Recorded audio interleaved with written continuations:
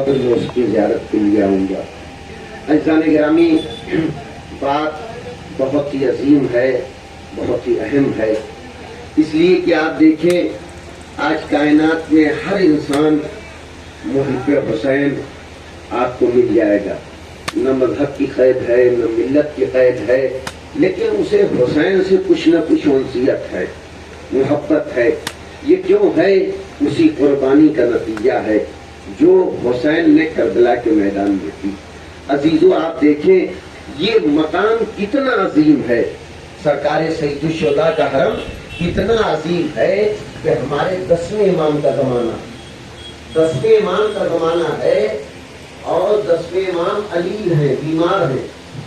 جناب ابو ہاشم جعفری کہتے ہیں کہ میں مولا کی خدمت میں پہنچا اور مولا سے کہا مولا کوئی ہمارے لائق کام ہو تو بتائیے۔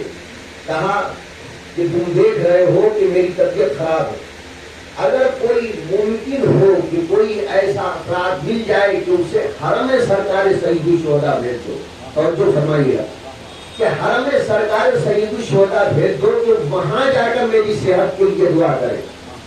ابو ہاشم جعفری کہتے ہیں کہ میں باہر نکلا، علی ابن ہلال مل گئے۔ میں نے علی ابن ہلال سے کہا کہ مولا کی طبیعت خراب ہے اور وہ یہ چاہتے ہیں کہ کسی کو کربلا ان کا نائب بنا کے بھیج دیا جائے۔ کربلا کتنی محترم ہے، کربلا نائب بنا کے بھیج دیا جائے تاکہ وہ میری طرف سے مولا کی زیارت بھی کر لے اور میری صحت کے لیے اس مقام پہ دعا بھی کرے۔ ایک مرتبہ علی ابن ہلال کہتے ہیں اے ابو ہاشم، کیونکہ مولا خود کربلا میں شہید ہونے والے کے قائم مقام ہے، لہذا میں یہ سمجھتا ہوں کہ میرا ان کے لیے وہاں جا کے دعا کرنا اس سے بہتر یہ ہے کہ مولا خود اپنے لیے دعا کر لے۔ دوسری بات یہ کہ میں غیر معصوم اور امام معصوم ہے، غیر معصوم ایک معصوم کے لیے دعا کرے، توجہ فرمائیے، غیر معصوم ایک معصوم کے لیے دعا کرے، اس سے بہتر یہ ہے کہ معصوم خود اپنے لیے دعا کر لے۔ امام مسکرائے اور مسکرانے کے بعد کہا بات یہ نہیں ہے ابو ہاشم، بلکہ معاملہ یہ ہے کہ اللہ نے کچھ جگہ کا انتخاب ہی اس لیے کیا کہ جہاں پہ دعا کی جائے، مناجات کی جائے۔ کہا رسول اللہ خانہ کعبہ سے بدرجہ افضل تھے، حجر اسود سے بدرجہ افضل تھے، پھر بھی خانہ کعبہ کا طواف بھی کرتے تھے، خانہ کعبہ کا طواف بھی کرتے تھے، حجر اسود کو بوسہ بھی دیتے تھے، میزان رحمت کے سامنے کھڑے ہو کے دعا بھی کرتے تھے۔ تو اس لیے کہ پروردگار نے بیت اللہ کو بنایا ہی اسی لیے، حجر اسود کو بھیجا ہی اسی لیے ہے کہ لوگ اس کا استعمال کریں، اس کا بوسہ لیں۔ تو معلوم یہ ہوا کہ معصوم بھی خواہش کرتا ہے کہ اس کے لیے حرم سید الشہداء میں موت جائے۔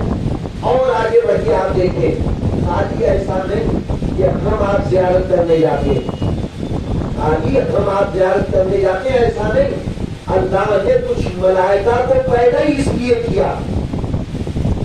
ایک ملائکہ کی تعداد 70,000 روایتوں میں ملتا ہے کہ خانہ کعبہ کی زیارت کے لیے طواف کے لیے نازل ہوتے ہیں، تو دن بھر طواف کرتے، شام ہوتی ہے یہ ملائکہ چلے جاتے ہیں، دوسرے رات کے آ جاتے ہیں 70,000۔ لیکن روایتوں میں ملتا ہے کہ وہاں 2 شفٹ میں آتے ہیں، دن میں آتے ہیں رات میں آتے ہیں، لیکن حرم سید الشہداء میں پروردگار عالم 70,000 ملائکہ کو 5 وقت کی نماز کے ٹائم بھیجتا، ہر نماز میں الگ ملائکہ۔ اور روایت میں یہ بھی ملتا ہے کہ جو ایک مرتبہ آ جائے گا قیامت تک اسے آنے کا دوبارہ موقع نہیں مل جائے گا۔ اتنے پڑھتے محمد والے محمد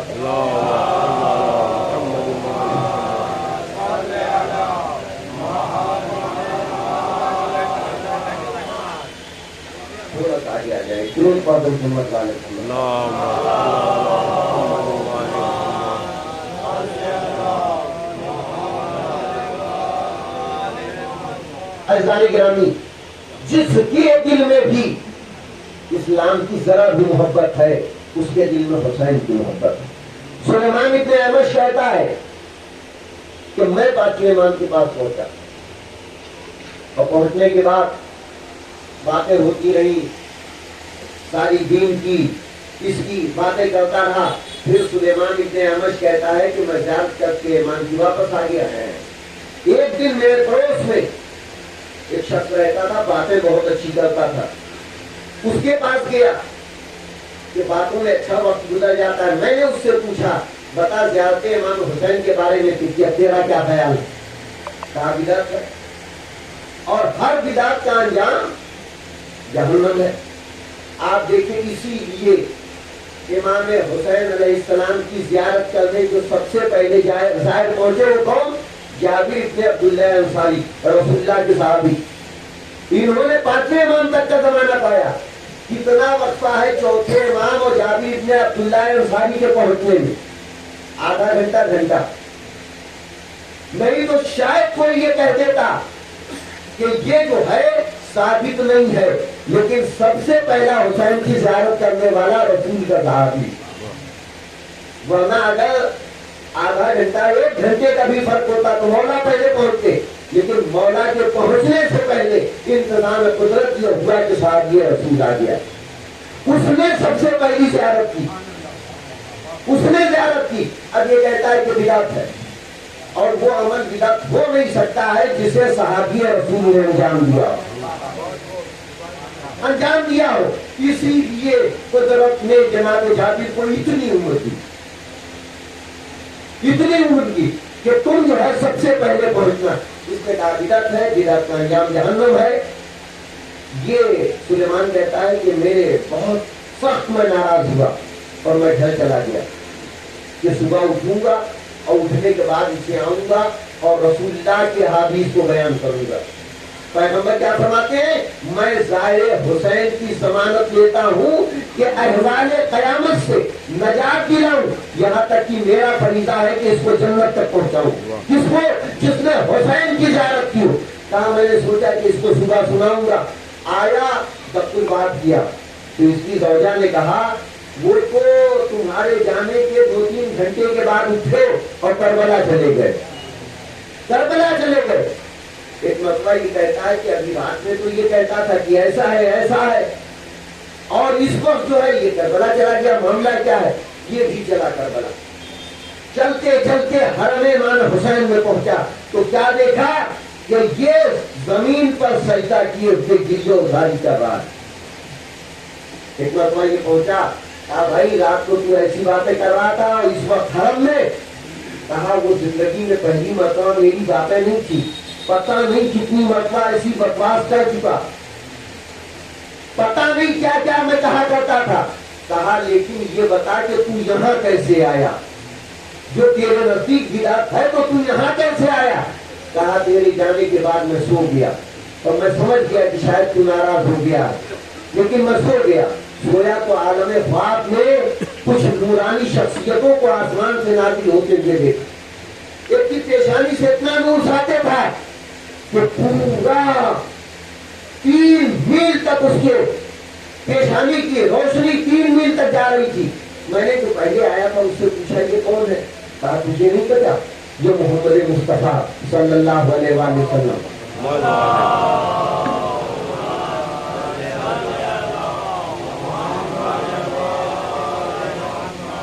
دوسری شخصیت وہ بھی ویسے ہی نورانی، مولانا پتیان حسن مصطفیٰ. کہا بھائی یہ لوگ کہاں؟ یہ تو جنت کی مخلوق اب یہاں کہاں آ گئی؟ کہا تجھے نہیں معلوم آج شب جمعہ ہے، یہ لوگ کربلا زیارت کے لیے جا رہے ہیں. اللہ اکبر. خالی ہم اور ملائکہ نہیں بلکہ رسول اللہ بھی جاتے ہیں، مولانا پتیان بھی جاتے ہیں. پھر یہ کہتا ہے کہ میں نے کیا دیکھا کہ کچھ ہماریاں ہیں، اس پہ کچھ مذکورات بیٹھے ہیں، ان سے بھی ایسا نور چھن چھن کے نکل رہا ہے کہ کوئی اس کے بیان کرنے کی تصور ہی نہیں کہ بیان کیا جائے. کیا کیفیت تھی؟ ایک مرتبہ میں نے کیا دیکھا کہ کچھ لمحے کے بعد کچھ روحیں لوگ زمین پہ گرا رہی ہیں. میں نے کہا مجھے بھی دے دو. تو کہا یہ کیسے ممکن ہے؟ تم تو زیارت کو جو ہے وہ غلام سمجھتا ہے، بدعت سمجھتا ہے، اور یہ ظاہر امام حسین کے لیے پروانہ جنت ہے. میں نے اپنے سابقہ عقیدے سے توبہ کیا اور کہا اب جب تک زندہ رہوں گا حرم امام حسین پہ رہوں گا. یہ درود پڑھو محمد والے.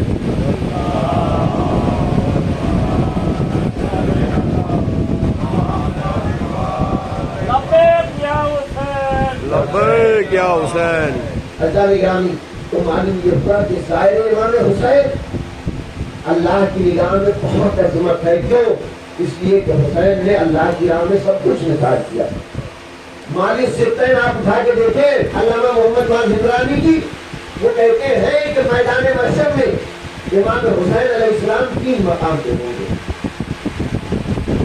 شیر یا شیرانی ہوں گے جہاں آپ کے ساتھ سرکار سیدی شہداء کے ساتھ آپ کے زائر اور آپ کے عزادار ہوں گے، آپ کے ماتمدار ہوں گے. دوسری جگہ حوض کوثر پہ ہوں گے، یہاں بھی آپ کے ساتھ آپ کے عزادار اور زائر ہوں گے. تیسری جگہ قلب محشر جہاں پر بالکل ویسے ہی عالم ہوگا جیسے کربلا میں تھا، کہ کہیں حبیب کا لاشا ہوگا، کہیں مسلم کا لاشا ہوگا، کہیں عمر محمد کا لاشا ہوگا، کہیں حسین کا لاشا ہوگا، کہیں پیروں کے نیزوں پر، کہیں نیزوں کی انگلیوں کے سر ہوں گے. عزاداروں اس مقام پہ کربلا میں شہید ہونے والے بھی ہوں گے، آپ کے عزیز و اقارب بھی ہوں گے.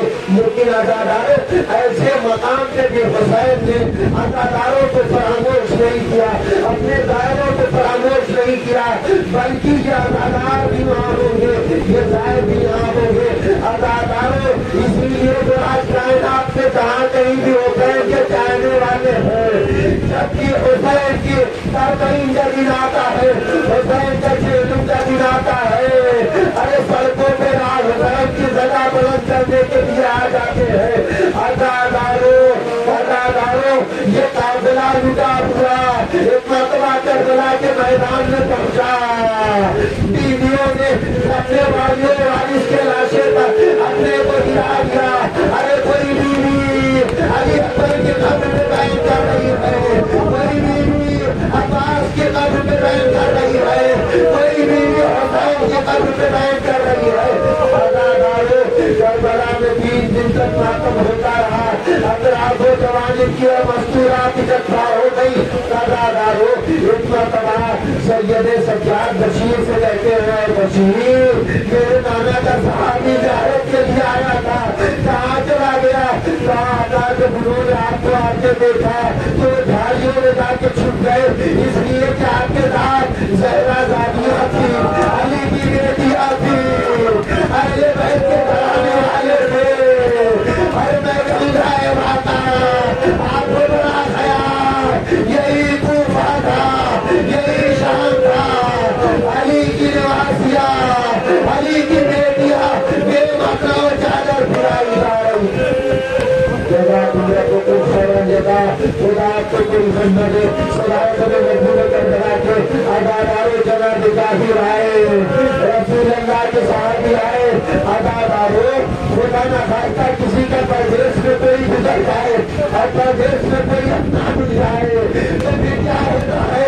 عزاداروں ایک مرتبہ آ گیا کہ تو تیرے ماں کو نانا کا صحابی نظر آیا، ارے بابا کا زمانہ یاد آیا، رسول کا زمانہ یاد آیا، گلے میں بھائی ڈال کے رونا شروع کیا. ایک مرتبہ تو تیرے ماں نے کہا، اے نانا کے صحابی گلے سے ہاتھوں کو ہٹا لیجیے، اس لیے کس گلے میں ایسا تو ڈالا گیا تھا، میرا گلا بھی زخمی ہے.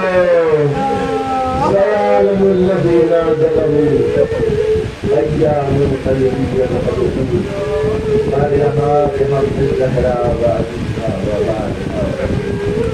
وبارکہ پروردگار رسول اللہ سیدنا محمد فرما. پروردگار جو بھی مومن مومنات یہاں پر حاضر، پروردگار جو بھی دین حاجات اس کو پورا فرما. پروردگار مزارات مقدسہ کی حفاظت فرما.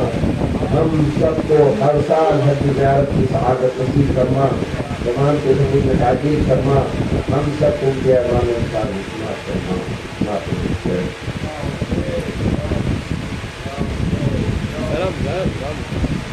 بات